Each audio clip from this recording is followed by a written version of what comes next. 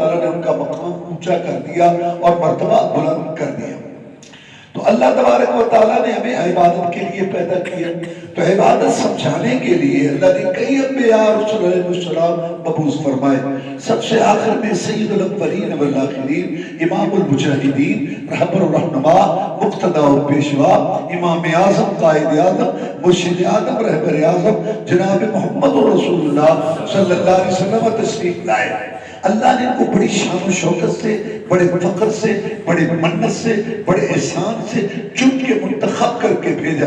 جتنے نبی رسول بھیجے، نبوتیں رسالتیں دی، کتابیں نازل کی، آپ پر اخیر کر دی کہ یا اللہ تعالیٰ نے یہ کہا کہ ایسا سمجھانے والا اور ایسا نبوت رسالت والا، ایسا مقام اور شان والا اور کوئی ہے ہی نہیں. جناب محمد رسول اللہ صلی اللہ علیہ وسلم کو اللہ نے صورت میں اجمل، سیرت میں اکمل، اخلاق میں افضل، حسب نسب میں اشرف، بیان میں افصح، پوری دنیا میں مسجد مکرم مصفا مطہر بنایا.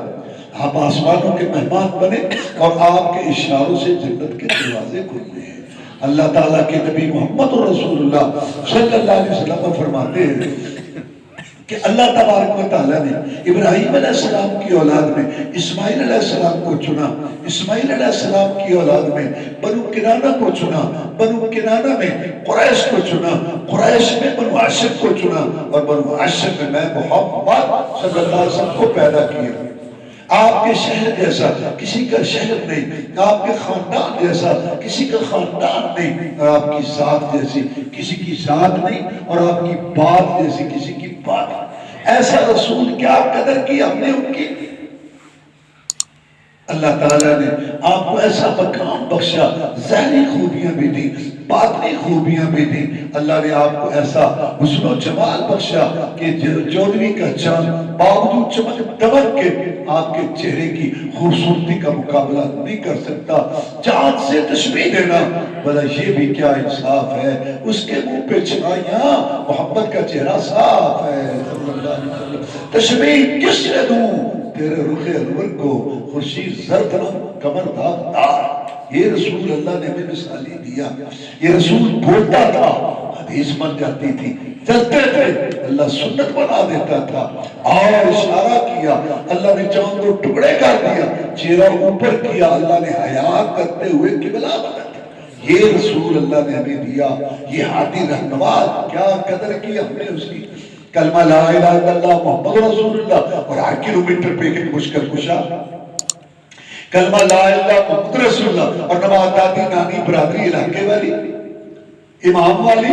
کلمہ لا الہ الا اللہ محمد رسول اللہ درود بزرگوں کے بتائے ہوئے، وظیفے مرشدوں کے بتائے ہوئے، شادی امیروں سکھوں والی، کاروبار یہودیوں والا، شکل سوٹ لباس انگریزوں والا، زبان پہ جھوٹ گالیاں، دل میں حسد و رکوع، فسق و فجور، فحشیانی، دھوکہ سود جوا، ڈنڈی مارنا، حرام خوری، کم تولنا، ملاوٹ اور قدر و کریم کے چہرے بلکہ پھوٹے دیکھ دیکھ کے ہمیں اندھے ہی ہو جائے. پیشاب کر کے کھڑے، کپڑا پلید بدن پلید، عمریں گزر رہی ہیں، نماز کی توفیق نہیں، حلال حرام کی سوچ نہیں، سچ جھوٹ کا اختیار نہیں. کیا قدر کی ہم نے اس عظیم رسول کی، اس عادی رہبر کی، جس نے ہمارے لیے ایسا طریقہ چھوڑا کہ اگر ہم اس پر عمل کریں ہماری دنیا بھی بنے گی اور ہماری آخرت بھی بنے گی. اللہ تبارک و تعالیٰ نے جب محمد رسول اللہ صلی اللہ علیہ وسلم کو بھیجا تو مکے والوں نے اعتراض کیا. مکے والوں نے اعتراض کیا کہ یہ رسول کیسے ہو سکتا ہے؟ رہنے کے لیے مکان نہیں ہے، چڑھنے کے لیے سواری نہیں ہے، آگے پیچھے ہٹو بچو کرنے والے نوکر نہیں ہیں، صبح کا ہوتا ہے شام کو کھانے کو ہوتا نہیں ہے، ساتھیوں میں سے کوئی مر جائے تو کفن کے لیے کپڑا پورا نہیں ہے. رسول ہوتا مکے کا، طائف کا کوئی وڈیرا ہوتا. لولا نزل هذا القرآن على رجل من القريتين عظيم. اس نے نبی بننا تھا، اس نے رسول بننا تھا.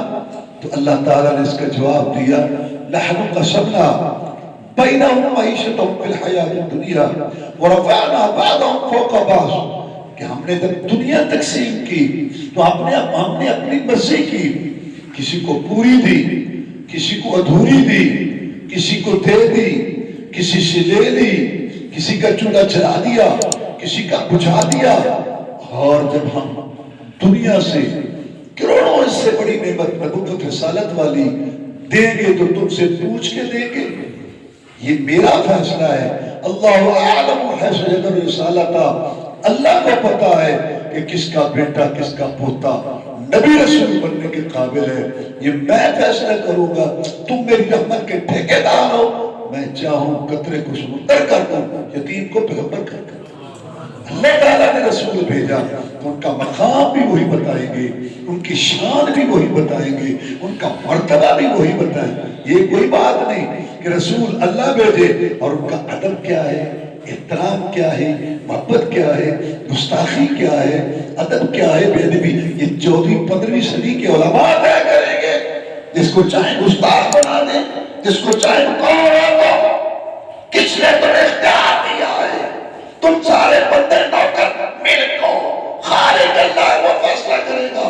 جس نے رسول بنا کے بھیجا ان کی شان مرتبہ ادب بھی وہی بیان کرے۔ کوئی حق نہیں ہے کسی کو محبت والا کہنے کا، اور کسی کو گستاخ والا کہنے کا، اور کسی کو ادب کہنے کا، اور کسی کو بے ادب کہنے کا۔ جب رسول اللہ نے بھیجا، مکے والوں نے اعتراض کیا، اللہ نے کہا میں نے اس کو رسول بنا لیا۔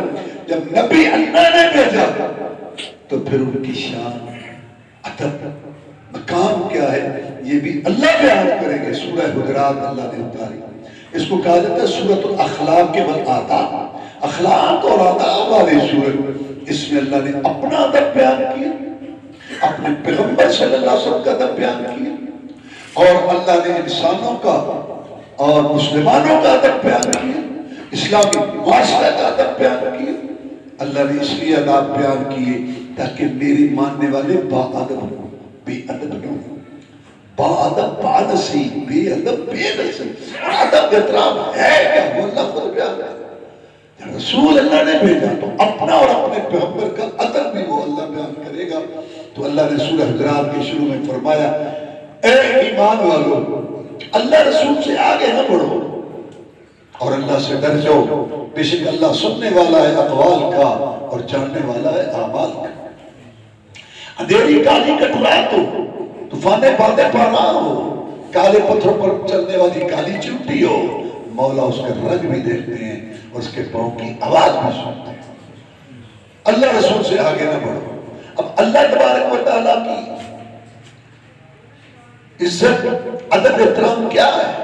مالک اللہ ترجون للہ وقارا، تمہیں کیا ہو گیا ہے کہ اللہ تعالیٰ کا کوئی وقار اور تم عزت نہیں رکھتے؟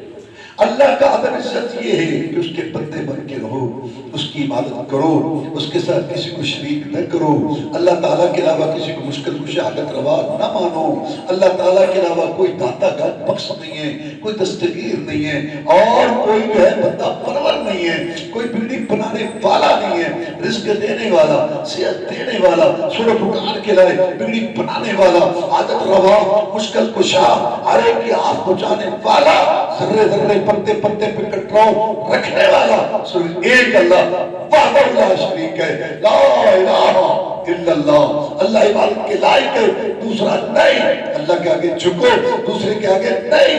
اللہ سے مانگو، دوسرے سے نہیں۔ ایک اللہ کے درمیان چڑھاوا دو، دوسرے کے لیے نہیں۔ ایاک نعبد، تیری عبادت کرتے ہیں، دوسرے کی نہیں۔ ایاک نستعین، تجھ سے مدد مانگتے ہیں، دوسرے سے نہیں۔ ہر چیز مسبب سبب سے مانگو، منت سے، خوشامد سے، ادب سے مانگو۔ کیوں جھکتے ہو غیروں کے در پر؟ اگر بندے رب کے تو رب سے مانگو۔ شرک، شراکت، کمپنی سسٹم، سال پن، اللہ سے بھی کہنا، دوسروں سے بھی کہنا، یہی ہے شرک، اس سے بچ کے رہنا۔ یہ اللہ کو گوارا نہیں ہے۔ شرک کے ہوتے ہوئے کوئی عمل قبول نہیں۔ مکہ والے کہنے لگے کہ اے محمد صلی اللہ علیہ وسلم، ہماری برائیوں کا ہی ذکر کرتا ہے، ہماری اچھائیوں کا بھی ذکر کیا کر، تمہاری کیا اچھائی ہے؟ بیت اللہ نہیں بنایا؟ اللہ نے ایت اتار دی، ما کان للمشرکین ان یعمروا مساجد اللہ شاہدین علی انفسہم بالکفر اولئک حبطت اعمالہم وفی النار ھم خالدون۔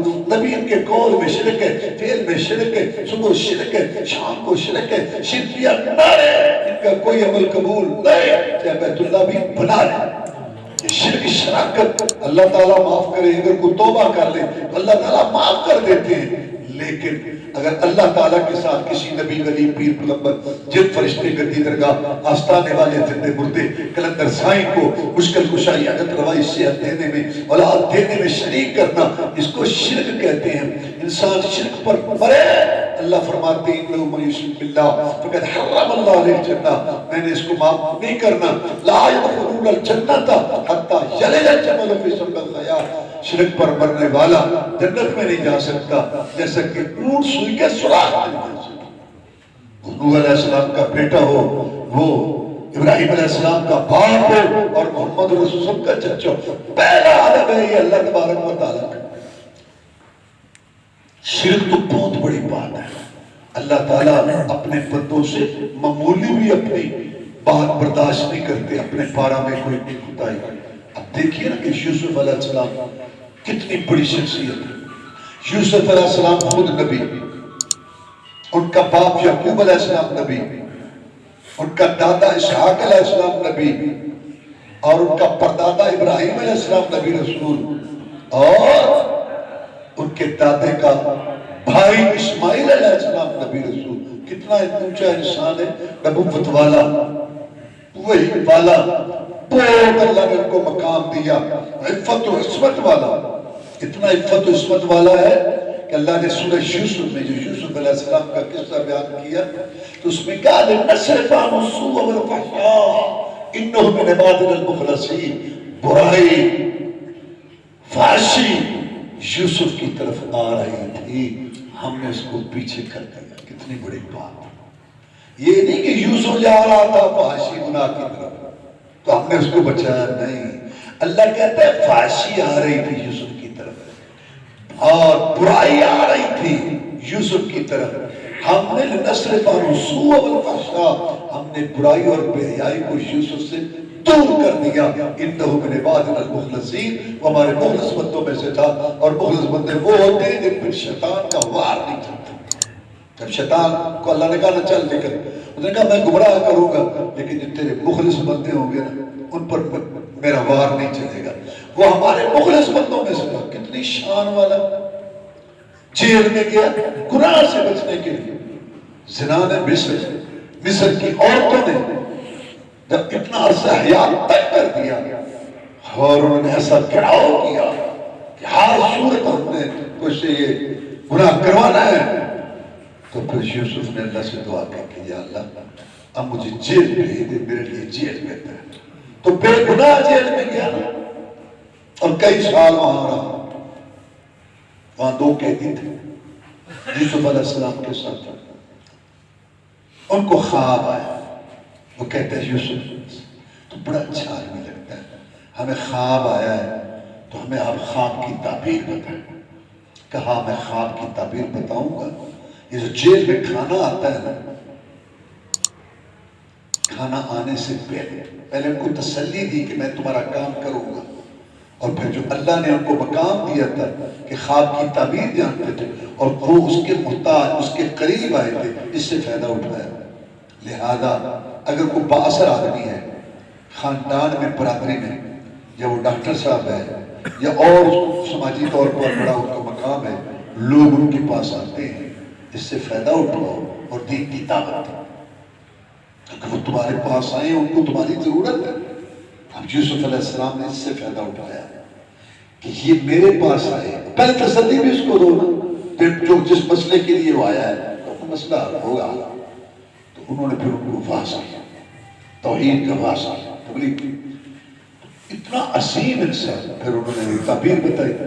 ایک کو خواب آیا تھا کہ میں بادشاہ کے لیے انگور نچوڑ کے اس کے لیے پانی اور جوس کا انتظام کر رہا ہوں، اور دوسرے کو خواب آیا کہ میرے سر کے اوپر روٹیاں ہیں، اس کو پرندے جو ہیں وہ لے کے جا رہے ہیں۔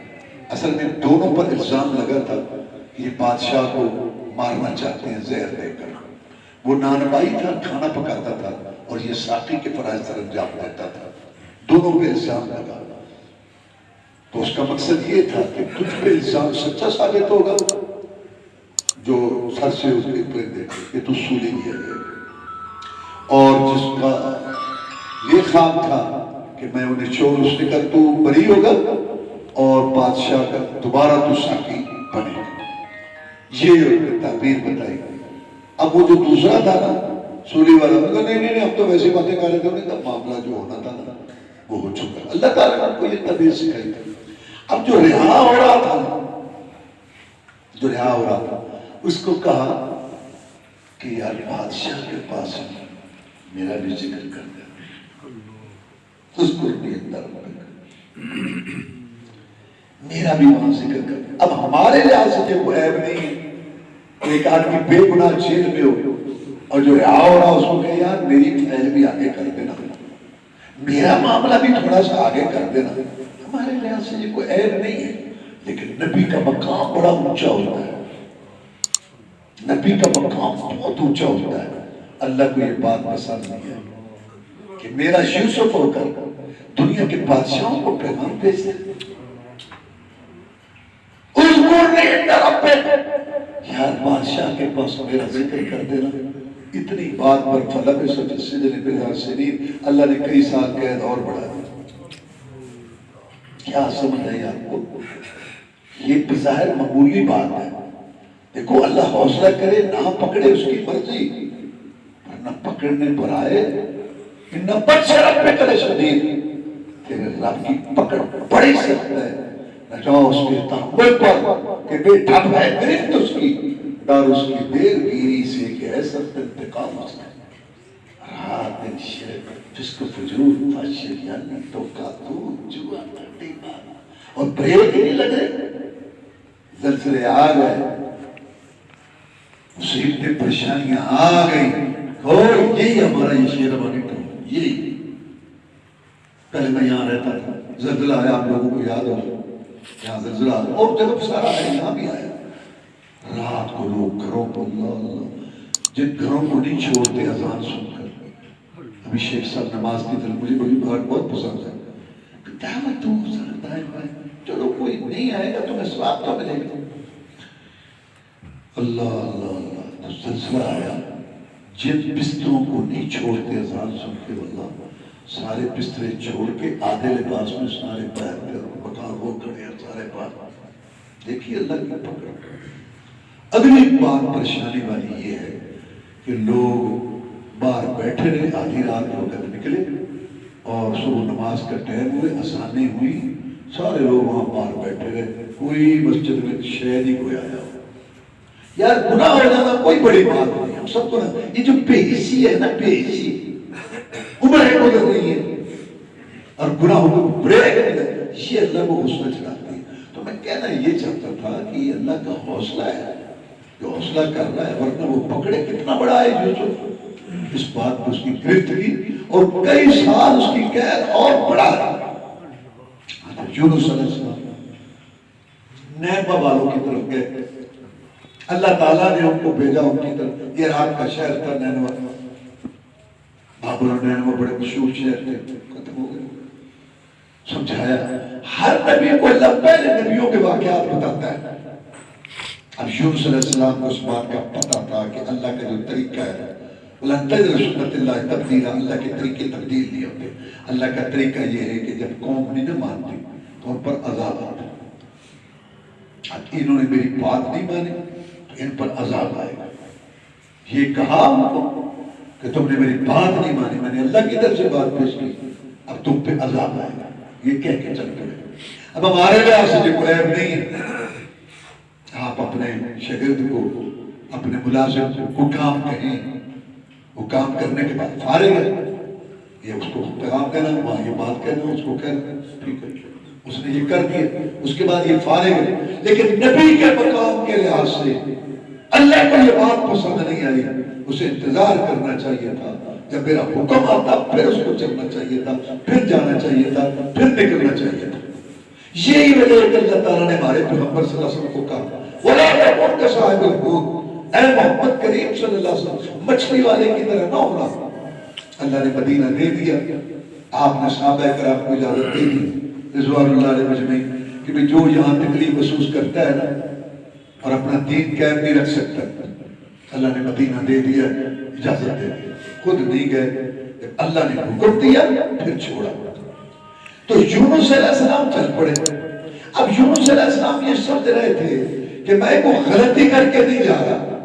سارا واقعہ آپ نے سنا ہے. تو یونس علیہ السلام نے یہ سمجھا تھا کہ میں کو غلطی کر کے نہیں جا رہا.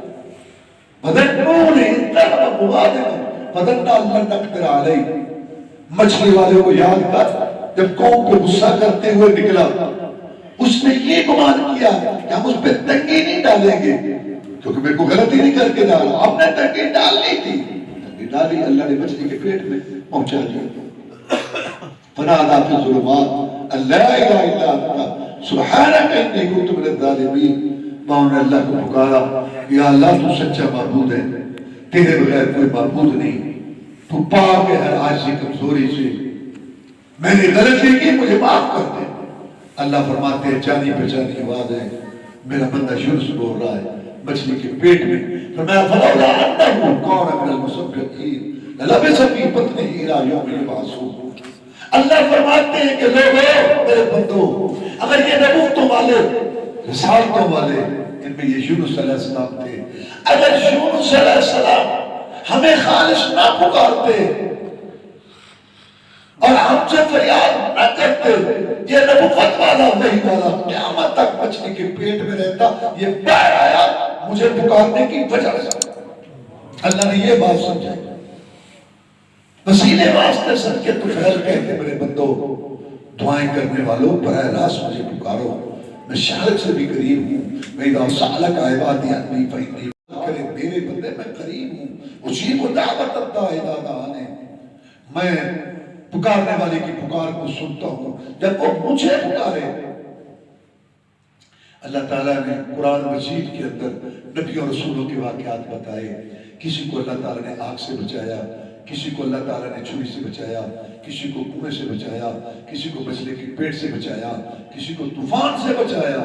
اللہ نے یہ واقعات اس لیے بتایا قرآن میں کہ میرے بندو, اگر یہ نبوتوں والے, رسالتوں والے, کتابوں والے, وحی والے, شانوں والے, مقامات والے, اگر ان کا مشکل کشا میں ہوں تو تمہارا بھی میرے بندو مشکل کشا میں ہوں. میں ریٹائر نہیں ہو گیا. قرآن پڑھے تو پتہ چلے. یہ واقعات اللہ نے اس لیے بتایا کہ یونس علیہ السلام جیسی ہستی, بعض بات اتنی تھی کہ انتظار نہیں کیا, چل پڑے, اللہ نے مچھلی کے پیٹ میں پھینک دیا.